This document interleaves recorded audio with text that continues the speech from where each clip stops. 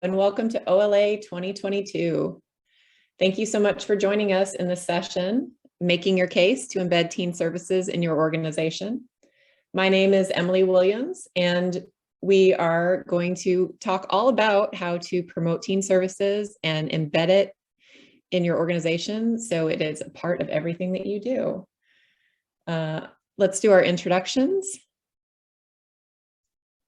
I am Emily Williams. I'm the Teen Services Manager for the Metropolitan Library System, which is in Oklahoma County. Big fan of Star Trek, love Wookiees, and I paint pet portraits. And I am Leah Wyan. I'm the Teen Services Coordinator for Tulsa City County Library. And we're in Tulsa, Oklahoma, the northeast corner of the state. We cover 10 cities and Tulsa County.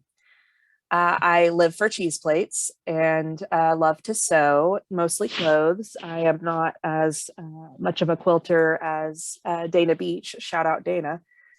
But I do love a good GIF, definitely a GIF enthusiast. So we're your speakers for today. So what are we talking about today? Basically, here's kind of an overview of what our discussion will cover. We're going to talk about strategic documents. We're going to talk about thinking strategically. We'll discuss how to write things that can live on in your organization and help to embed teen services as a part of the backbone of your organization's strategy. We'll talk about how to implement those written plans and documents and how to protect them with succession planning and embedding them in the legacy of the organization, even after you maybe move on to a new position or role or maybe a new place altogether. And we're going to share some additional tools. But all of this boils down to basically how to make your case for teen services. So why do we want to do this? Why is this information important? Really, the headline here is that when you build a reputation as a strategic thinker, you get invited to help plan other initiatives, and you get an opportunity to insert your agenda for teen services into those areas as well. So strategic thinking, planning, making your case, this gives us a roadmap for our programming, our services, our advocacy, our approach to teen services in our organization. It gives us a way to measure efforts and to determine accountability so we can tell our stakeholders, our admin, our community, this is what we are doing. This is what we're doing with our community dollars and our community resources. And here is how we did or didn't, hit that mark.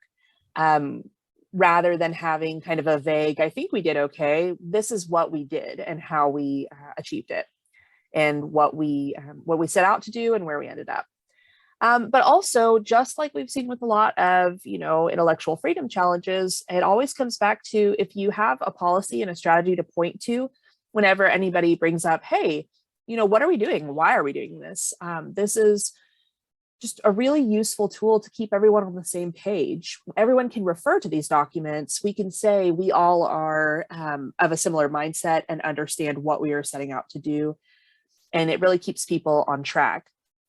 It also makes us as teen services librarians look more serious and professional when we have this documentation, these strategic plans ready. And it's professional development for ourselves as writers and as strategic thinkers. This is a great thing to be able to add to your career portfolio, these kinds of strategic documents.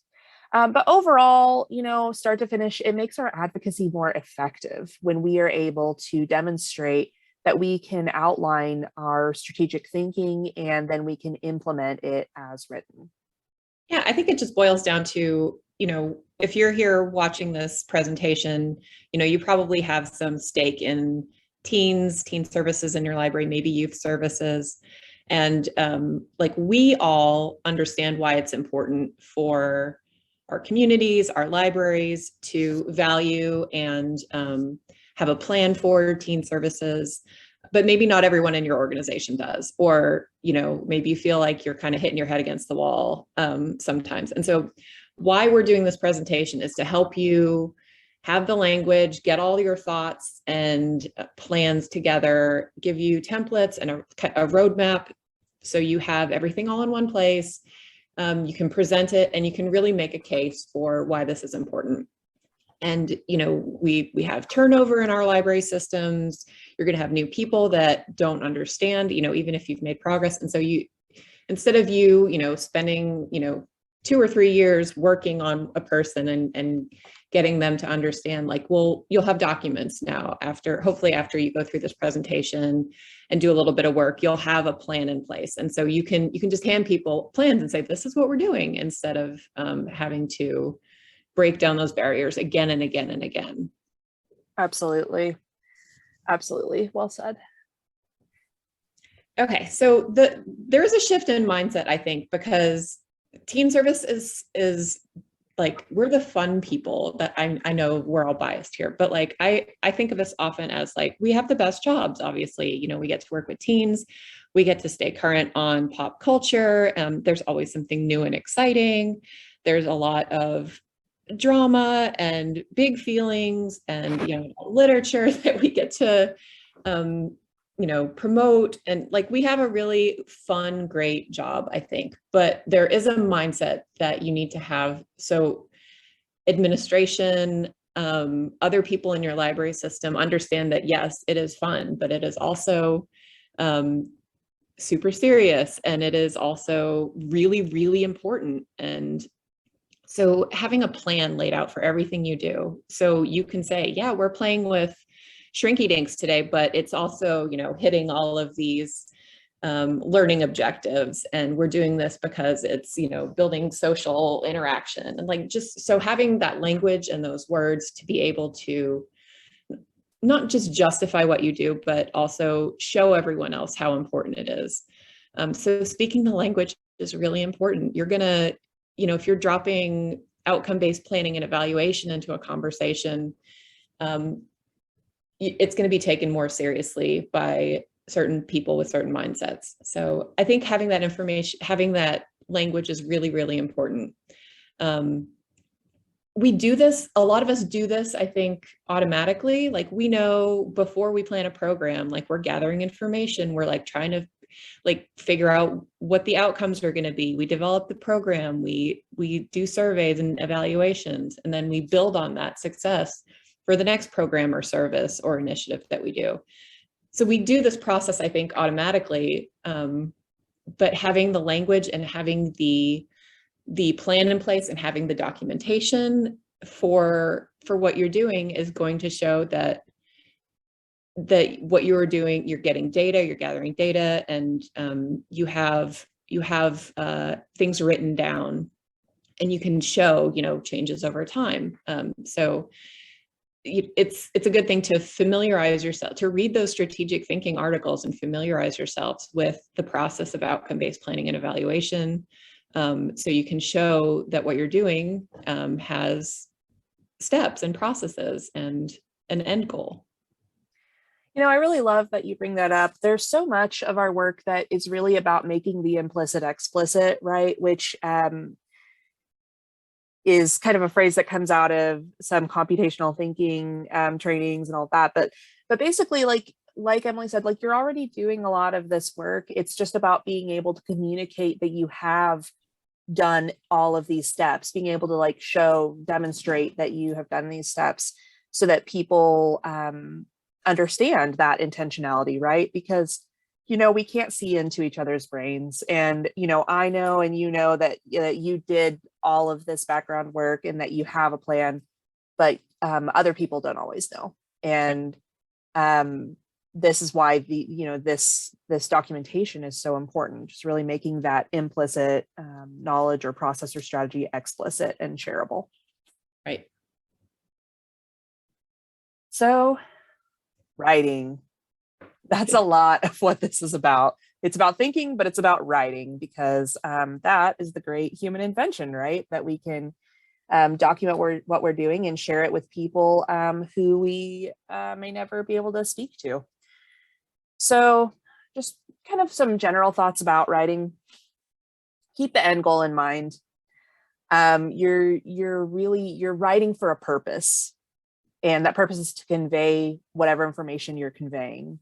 And you may want to do it in a specific manner that really appeals to your reader. So keep your goal in mind. Why are you opening up this document and putting things down on screen? So you're using formal business language, but it's not academic language. So you do want to write in a way that people will absorb. You know, you don't need to be super flowery. You don't need to be jargony. In fact, you really need to assume that your reader doesn't know what you're talking about, because in a lot of ways, the purpose of written documents is exactly for people who don't already know what is going on.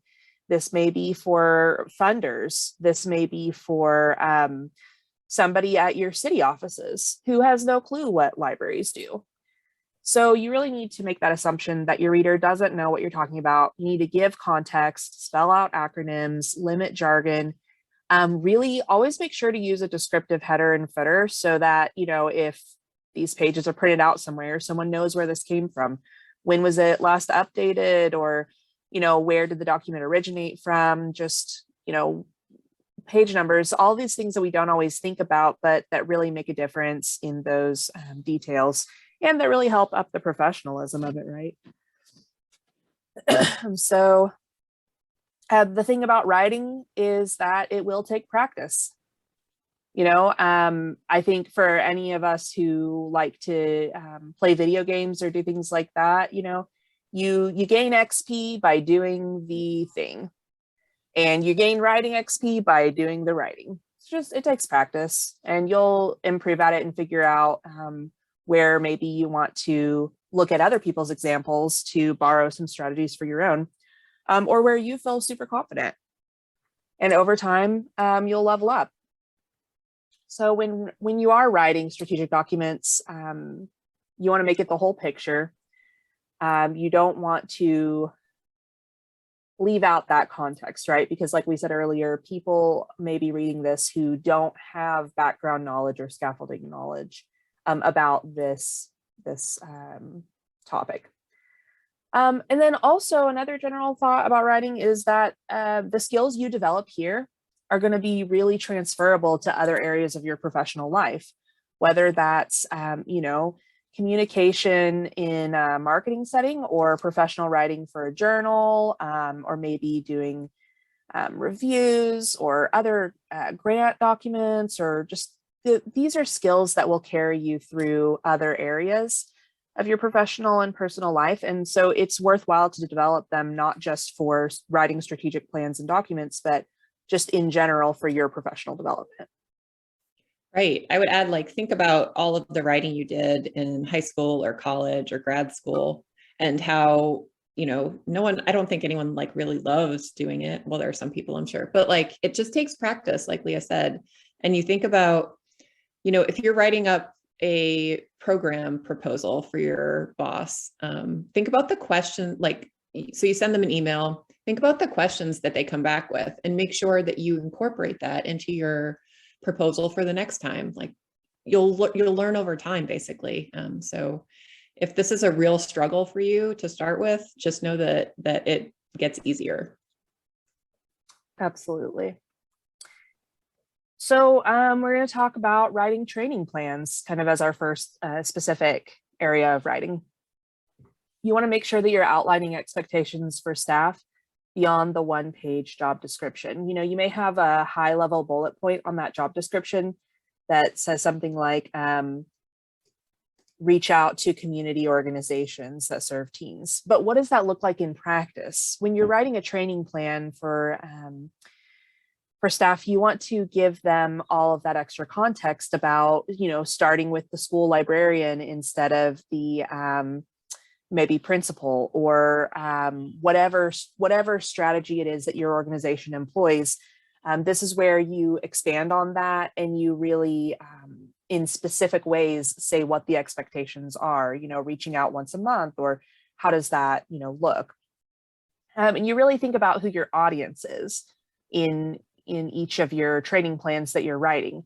Are you writing a training plan that you're giving to HR about how you will train teen services? Or are you writing a training plan for your teen services staff? Or maybe you're writing a training plan for other staff about how they should create teen competencies or have build their own team competencies as a kind of a sub part of their job. Maybe they're not the main team person in the building, but everybody needs to have a certain level of competencies with all of our populations that we serve. So this is more toward our circulation staff or something.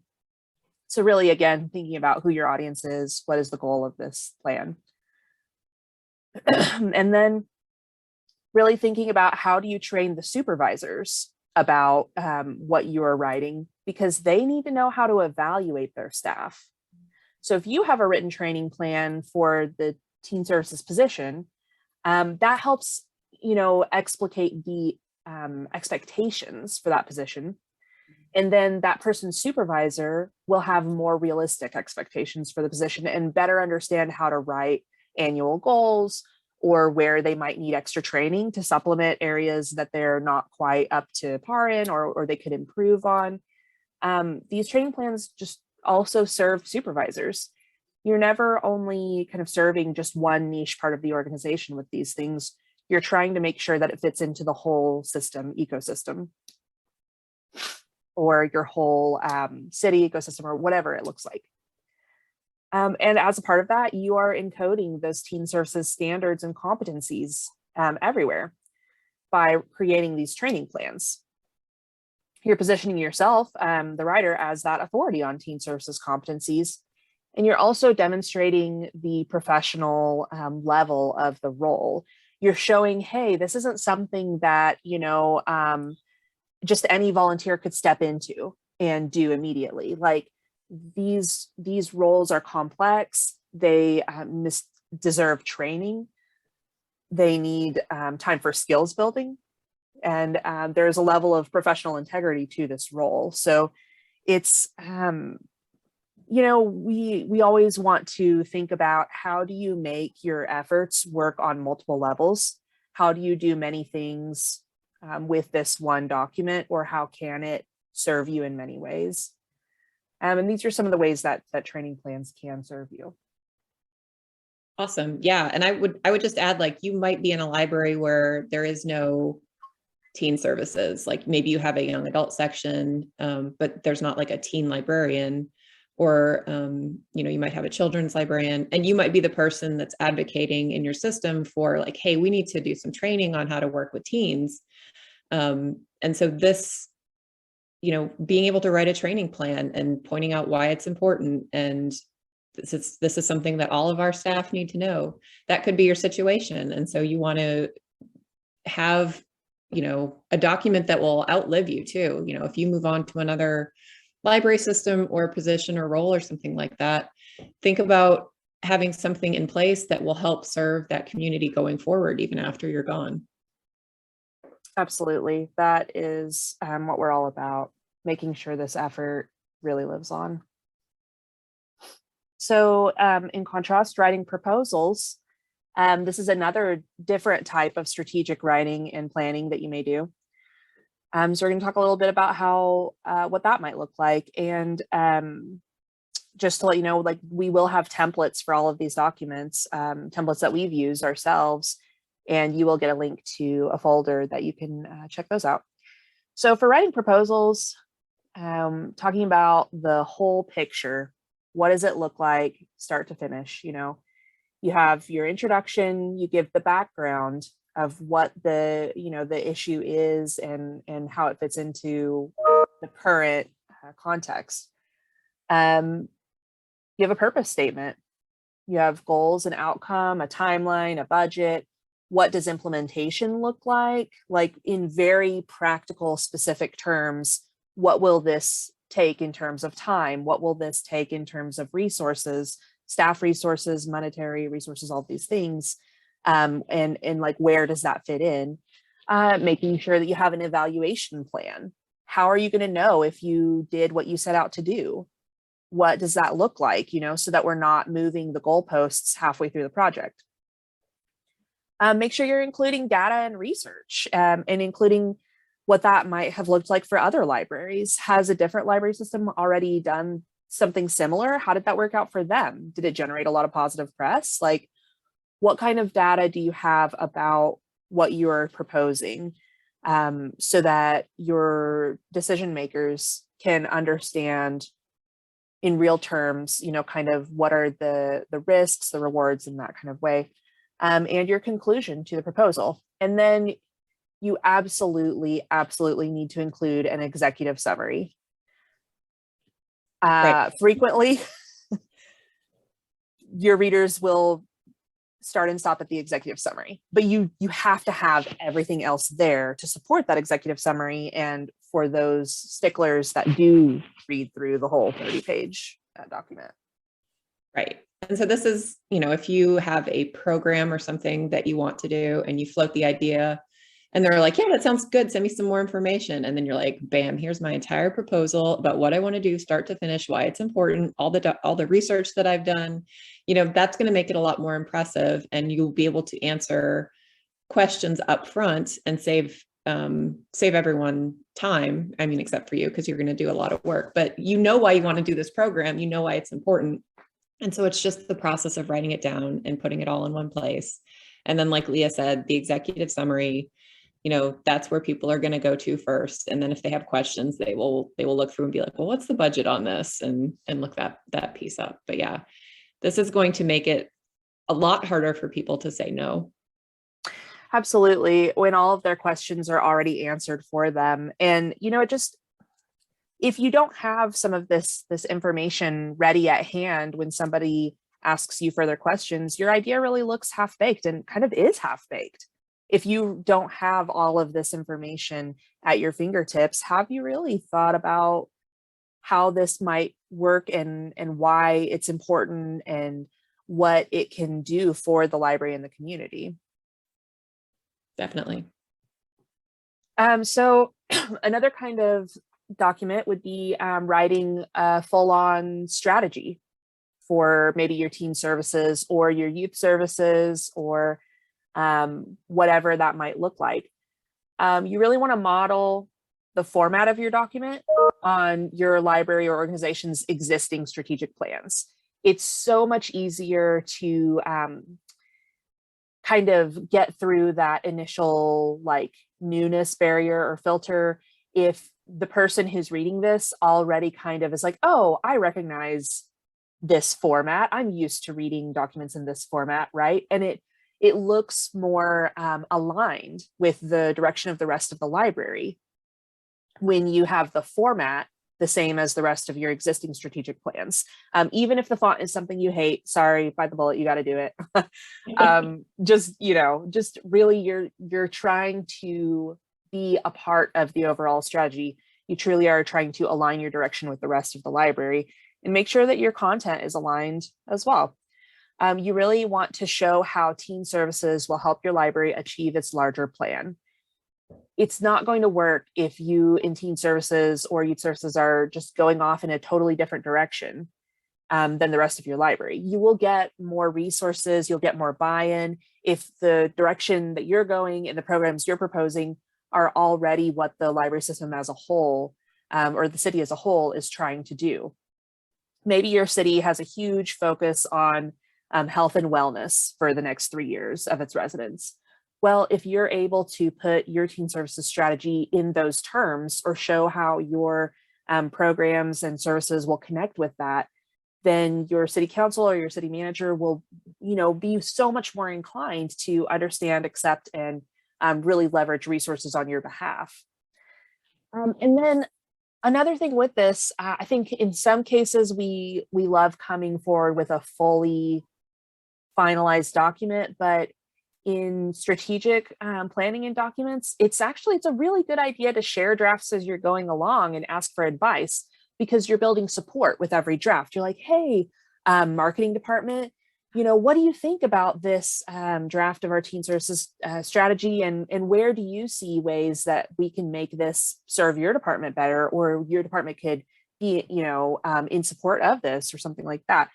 You're really building consensus. So by the time you ask for a strategic plan to be formally adopted, it's not new to people. They already have helped build it, and they understand what is going on with it and why you're doing it. And it just kind of feels familiar at that point, and, and almost flies under the radar in a little bit of a way. I think that's really key because you don't want the first time people see this or hear about it to be when you're sending it out, because then it looks kind of like you're going rogue and you're like writing a manifesto or something. You want to make sure that you have buy-in as you're going through this. And the best way to do that, like Leah said, is to like send it to people and be like, what do you think about this? Am I headed in the right direction? And just incorporate their feedback as you go along. And then by the time your strategy drops, everyone's on board, they know what it's about, and they have contributed in some way. So they're invested already. I think it's really important also to have a teen services strategy so you can really explain what teen services is, because a lot of people don't understand why it's important. And you want to be able to say, hey, teen services in our library is not just me doing a program every month or every other week. It's all of these other things too. It's what the teen space looks like in our library. It's reference interactions with teens. It's, you know, these making a space in our library that is welcoming, having staff being like trained and knowing how to work with, like, it's all of these other little pieces. It's not just the hour I spend every month in the programming room, you know? Absolutely. If the library is able to really support and get behind and understand early literacy or senior outreach or all these things, like this is another part of our community, another demographic that we all serve. And this document can serve as that roadmap to that. So templates. We have a templates folder that we're going to share with you through a link at the end here. You're welcome to download them and change them to anything that serves you better, or just like browse them and see what sections we've included in our own strategic writing. So we have a community needs assessment, which I'll have Emily talk about a little bit more, as well as a programming strategy document. We have a training plan or an orientation guide for your teen services staff, or just about teen services in general that you could use maybe even with managers of branches. We have a program or service proposal document and an overall teen services strategy. So these templates we're providing you to kind of look at how we've developed some of our strategic writing and documents. And again, you know, borrow what works and discard what doesn't. And feel free to use those as needed. Right. And these are just a starting point. There's always going to be, you know, bullet points that you want to add, sections that aren't going to be relevant. The community needs assessment is actually based on a template provided by the Oklahoma Department of Libraries. So it's the kind of information that you will need to kind of show where your community's at and what it needs. And there's, you know, you could do a bare bones community needs assessment, which is kind of what we've provided with this template, or you could, you know, go the extra mile and have, you know, feedback from the actual community and have listening sessions. Like these are just starting points, basically, is what I'm saying. So you're not just staring at a blank page being like, I don't know what to do. Right. Like that's such a paralyzing feeling when you're like, I don't even know what to title this or what. And I think Emily brings up a great point too, like get templates everywhere. Like just start, you know, like look on other libraries' websites, look at their annual report, or you know, any documents they might have in their about page or something. You can borrow these strategic document formats from a lot of different places and areas. It doesn't even have to be libraries necessarily. Like you can look at other community-based organizations or nonprofits or government agencies. You can look at for-profits and businesses if you want. Like just widely review what's out there maybe and kind of pick out what serves you and Frankenstein it together into what your needs are. Schools, different sources of that. Definitely. Okay, so you have all these great documents now. The worst thing that could happen is that you do all this work and then there's nothing happens. They just sit on your desk or in someone's email inbox. So you need to have a plan for how you're going to implement this and what you're going to do with these documents. We already talked about getting internal stakeholders on board as in the process of writing these. That's really important. So they know what you're doing, they're involved. It's a lot of conversations with people, talking to the youth services staff, to your boss, to people on the library board, and be like, teen services is really important, and I'm working on these documents. Can I show it to you when they're finished?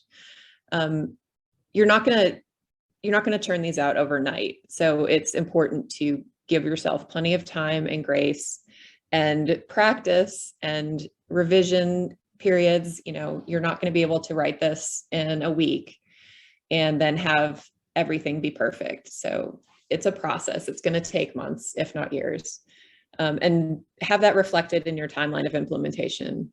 And be aware that you may need to be revising the timeline as things go on, because some people might need a lot of time to sit with these documents, or have a lot of questions, or request other documents from you. And so you're going to have to keep going. The best advice I can give you is just to not shut up about it. Just keep papering the walls with your program proposals and your teen services strategy and your community needs assessment, and until you can get your message across. Send it out in every conceivable way. Make sure all of your staff know that this exists, not just the person that you're trying to convince. So make sure it's sent out. Send it out every 6 months. Refer back to it constantly in conversations. When someone's asking about, oh, like, I know there were teens in here and they were really loud the other day, and you can say, well, that's part of teen behavior. Like, I want to do a training session on adolescent development so we can all learn strategies, and I have this document. So just work it into every conversation. Find different ways to get it to your staff on the internet and newsletters, or propose a training series where you can go through some of these documents with your staff to make sure everyone's on the same page, everyone understands how important teen services is, and they understand the programs you want to do, and kind of what you want to achieve. So don't be quiet about it. Absolutely. Maybe it looks like just mentioning it in your 5-minute meetings, that you might have, or daily stand-ups, or whatever it is that your organization does, just kind of sliding it into that existing format where people know to look for the information. Okay, this is my favorite slide. I think because it encapsulates, I think, all of our experiences, and being able to actually write this slide was cathartic for me, because yes. I was like, you know what? This does it, all of these things are true, and I've lived them and experienced them. So if you don't take anything else away, just be like, there's a slide where Emily talks about what to do when they say no, and just just pull this out when you need it, because someone's gonna say no. Someone's gonna be like, yeah, you can't do that program, or why do we need to serve teens, or someone's not going to get it or understand it or put up a roadblock. And that's not always, sometimes it's just not the right time for things. Sometimes there's no way things are going to happen with the community support or management structure, and that's okay. So what to do when people say no, sometimes it's best to just shelve it for a while, just sit on it, not paper the walls, just let it go for a little bit. And then while you're waiting, you can keep working on things. You could build consensus, have conversations with people. Your presence and your advocacy and passion for teen services it will change minds over time. Making it their idea is another great way.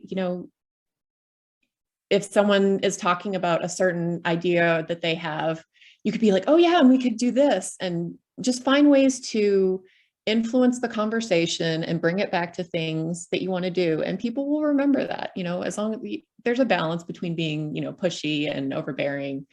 But also just playing the long game is important. Sometimes it takes time, too much time. And I know that with teen services, we're dealing with a population that ages out of our age group very quickly, or you might be building your career. and go, you won't be in that library very long or something. So it can be difficult to play the long game, but if you are in a position where you can, it's absolutely worth it. Sometimes after you get told no, 6 months later, there's an opportunity that comes up and you can repackage what you wanted to do to fit that opportunity. So keep those possibilities in mind. This happens a lot, actually. Like I have an idea for something, I want to do a program or something, and it's just, I can't work it out with the budget or the community partners or the audience or the library at that time. And then like 6 months later, there's a grant that comes up and I'm like, oh, this would be perfect for that program, and you can fit aspects of what you want to do back into it. Get a grant. The other way to do it is maybe budget is your holdup. And so if there's a grant that comes through that will help you achieve an idea, that's a good way to package everything up neatly with a bow and be like, this is going to be paid for. We're going to get all of this recognition for this grant, and we can do this awesome program that I already have a plan for. And that makes it really hard to say no. The other thing is, don't take it personally. If you are an ideas person, you're passionate about teen services, and you're really advocating for them, you're not going to be able to do all of your ideas. You're going to get told no. And it's just important to be like, okay, this is part of the process, and to keep moving on. Talking to other libraries and library systems is really helpful, because you can talk about what they're doing and what works and what doesn't work, and how many times they've been told no. And maybe they have a similar idea, but they need your something that you thought of to make that idea work, or vice versa. So that, I find that really helpful too. It's also great if you get told no, and then like 6 other libraries in your state are doing the same thing, you can go back to the person that said no and be like, hey, everyone else is doing this and it's really successful. And having that proven track record will often help sway people too. So the bottom line is to have like an internal strategy. Like you have your teen services strategy for your library system, but then you need to have an internal strategy for you personally, so you know what to do to achieve this. Absolutely. That is all a part of playing the long game, for sure. Just knowing if somebody does say no, how you'll pivot. And I want to kind of go back to the don't take it personally thing too, especially if you're trying to build relationships so that people will take your ideas seriously and really consider things. And part of the way that we build relationships is we demonstrate an understanding that there are finite resources in libraries, and our decision makers may not be able to say yes to us right now. But they will want to in the future if we can demonstrate that we don't take this no personally, that we can take this kind of, setback or disappointment and be okay with it and pivot to a different, program, or keep doing what we have been doing, or come up with a different idea. If we are able to take this no graciously, they'll feel better about being able to have these very candid conversations with us. And maybe they'll be open to, okay, I know you said no to this, but if we changed it in this way, would that be able to get you to a yes? Right.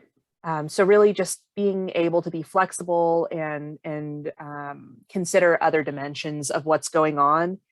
That this no isn't specifically to you. Maybe this no is because they are aware that an upcoming budget year is going to have to be flat, and it's not something that's been announced to the system yet. So you don't really have that context to understand the no. But just kind of knowing that there's a lot going on outside of kind of our area that is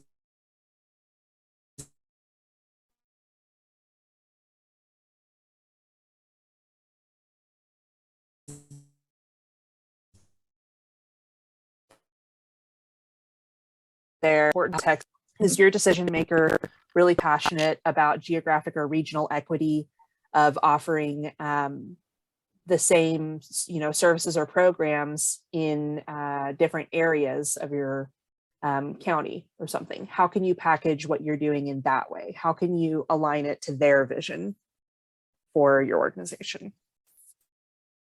Definitely. So how does it outlive you? Hopefully not literally, but most of us are going to move to different roles, either within our organization or maybe move to different organizations, or maybe things change and our responsibilities shift over time, and maybe something that used to be part of our responsibility no longer is, or we gain new areas.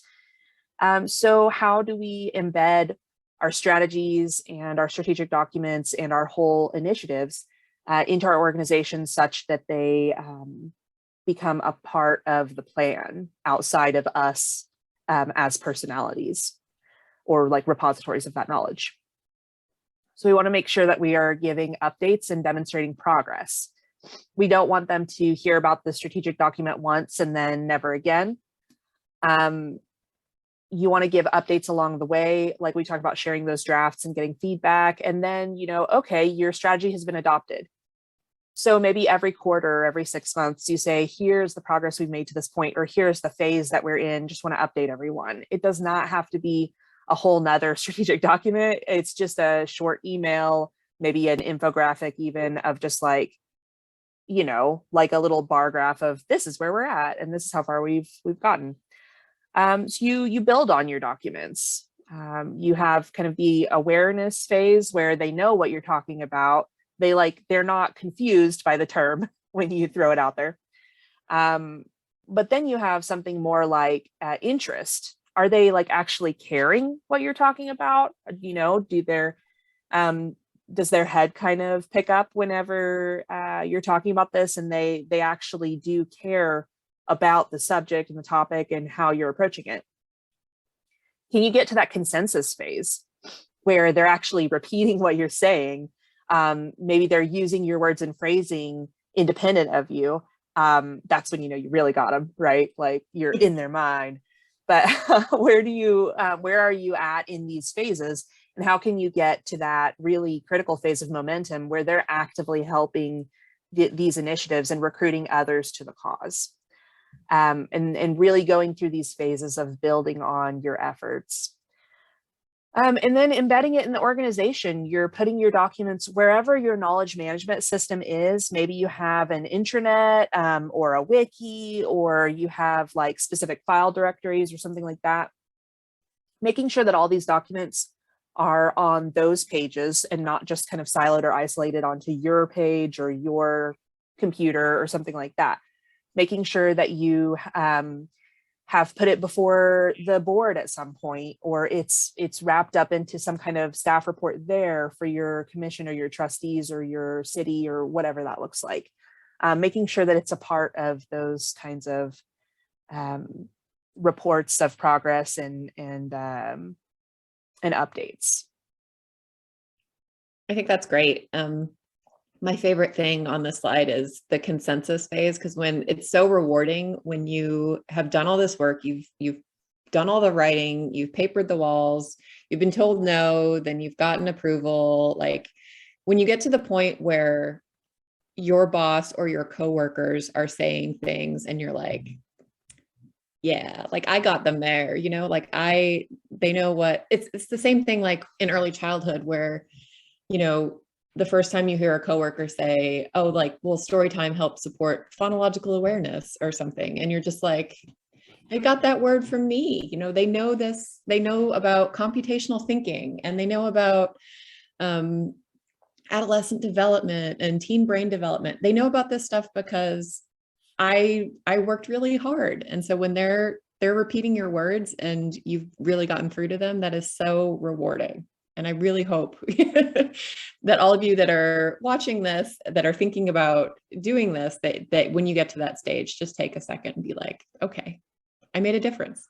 Right. Like you really have to celebrate that win. Absolutely. So succession planning, talking even more about embedding it in your organization, but especially to the point of outliving your tenure at the organization or your tenure in that particular role. Organize your files, make sure that your stuff is clear so that other people can step in to it and they understand by looking at your file directories, like how are these folders organized? Where could they find documents from 18 months ago to be able to fill out a grant application using your same embedded strategy? How are your files organized for someone else to be able to step in and follow you so that your work isn't lost, so that they can build on and expand on your work? And a part of this is really talking to your supervisor and making sure they understand where these documents live and where this strategy is kept and how to access all of these things.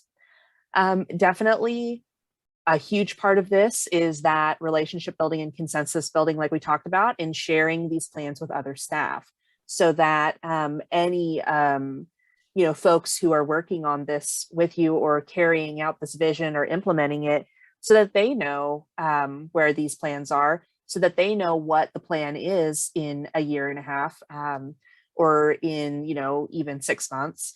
So that if someone came in after you and they said, oh, I guess we need to do a training workshop or something in the fall, your youth services staff says to them, oh, well, in the fall, we do this, or this fall, we are supposed to be getting some training on mental health for teens. Much like substitutes coming into a class, but like in a, less mischievous way, probably. When other people know the plan, they can help keep everyone on track. And when you've created those expectations, they understand what those are, and then they help share those with other people who may not yet understand or know them.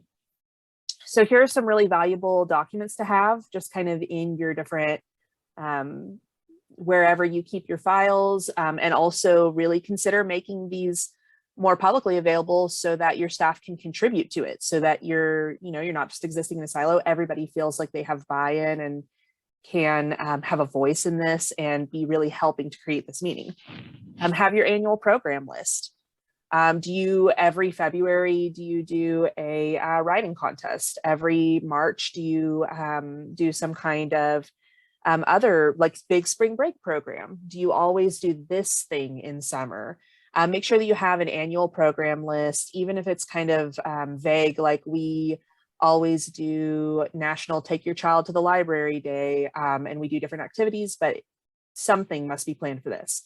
Then folks can look ahead 6 months and know what they should be planning for. And that leads into timelines and calendars. Kind of give yourself and others those handy checklists of like, okay, it's 3 months out to this program. I need to put in my marketing department requests here, or I need to ask the city to print bookmarks here. And then this is what we're going to be doing right after that. And just kind of having those timelines is so valuable for everyone, because you can very much say to anyone who asks or who is wondering, like, this is where we will be in September, and this is where we will be in January, and this is what we need to think about for July. Also, research folders. You're going to come across stuff all the time in newsletters and journals, at conferences. Make sure that you have your own research folders that you can just dump articles into, or snippets of conversations or ideas, so that, in 6 months, when all of a sudden you have to scramble to submit a grant within a week that you didn't know existed, but now you have to create a full proposal for, you have that research already ready where you can refer to, oh, we have to write this whole grant out for getting storytime rugs, but I already have this early literacy folder that talks about the importance of creating a space for storytime and those kinds of things. Just dumping stuff into research folders. I would also have like budget wish lists, because you never know when somebody is just going to drop a random, $500, $2,000, $50,000, and you're going to be asked, hey, how would you use this? It's great if you already have like a whole list of like, if I got $20,000 tomorrow, I would buy a mobile laptop kit for teen programming, and here are the things that I would buy with it and about what they would cost or something, and here are the type of programs I would do.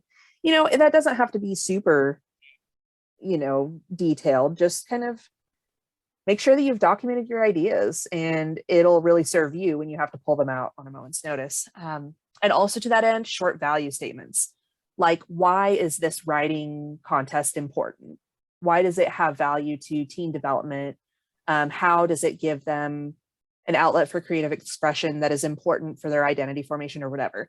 If you have like a series of, 1 or 2 paragraphs on some of your endeavors that you're doing, this is awesome because you can pull from that for press releases, you can pull from that for media spots, just internal documents, social media posts. Like, it is so nice to already have short snippets written that just really concisely explains the value of what you're doing.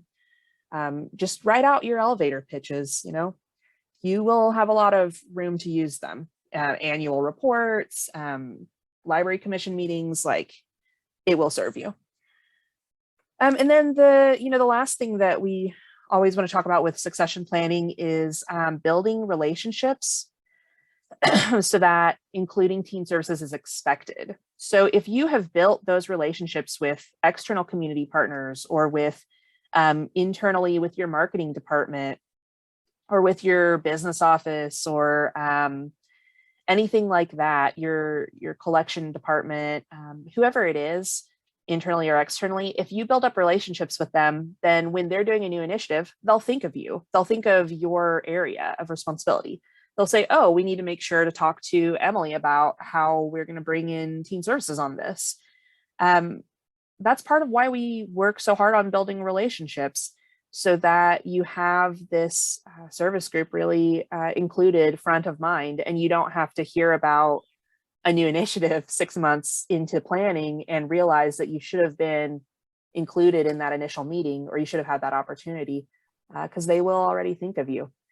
And building relationships is not one-sided. I think we all know that, but it is really important to say, like, you need to show up for other people so that they can also show up for you. That reciprocity is really important.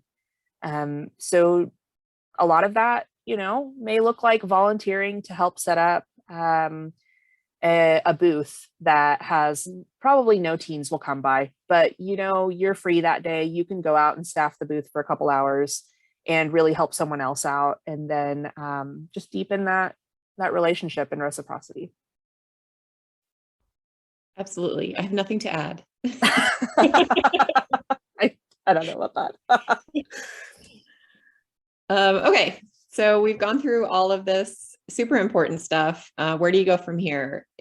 One book that I found very helpful while I was, learning the language for strategic planning was 5 Steps of Outcome-Based Planning and Evaluation for Public Libraries. It's a very short book, but it really lays everything out. And it really helped me with a lot of the language that I was looking for. It's available on EBSCO. And then we have some other books here that might be helpful, especially with the writing piece and like the persuasive writing kind as well. Yes, absolutely. I think the Writing Without Bullshit was one of the best books I read, and I think I read it in 2020, and it really helped me understand how to like more clearly articulate like what I am trying to get across, and cut out some of that unnecessary stuff that was just filler that detracted from my overall message. So I definitely recommend that book for effective communication, especially effective business communication. And then Pitch Perfect, How to Say It Right the First Time Every Time.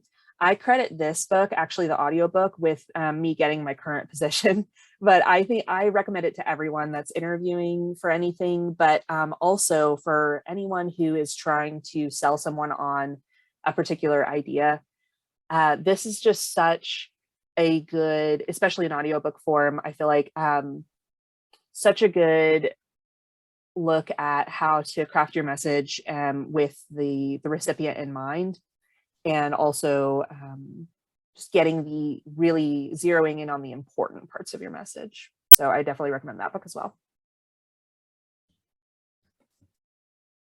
A couple final things. If you are in a teen services position where you are coordinating for multiple locations, there is a national interest group through YALSA that Leah and I are a part of. So we talk to other teen services coordinators, teen services managers around the country regularly.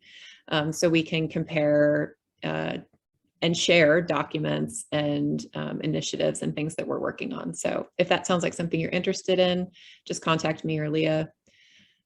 We have a link to this presentation and all those templates that Leah mentioned earlier here. And then we have our email addresses. So if you have a question or you get stuck or you just want a sounding board, feel free to reach out to us and we will do what we can to help. Yeah, absolutely. And for the interest group, even if your title, maybe you do more than coordinating teen services, but you also coordinate teen services, we definitely welcome you into that. Just that conversation is really about how do we, orchestrate these things on higher level than just one location. So that's it, everyone. Thank you so much for joining us at OLA 2022. Please remember to complete a session evaluation in the OLA Conference app or on the OLA Conference website. And we hope you will join us for many more conference sessions. Thank you so much.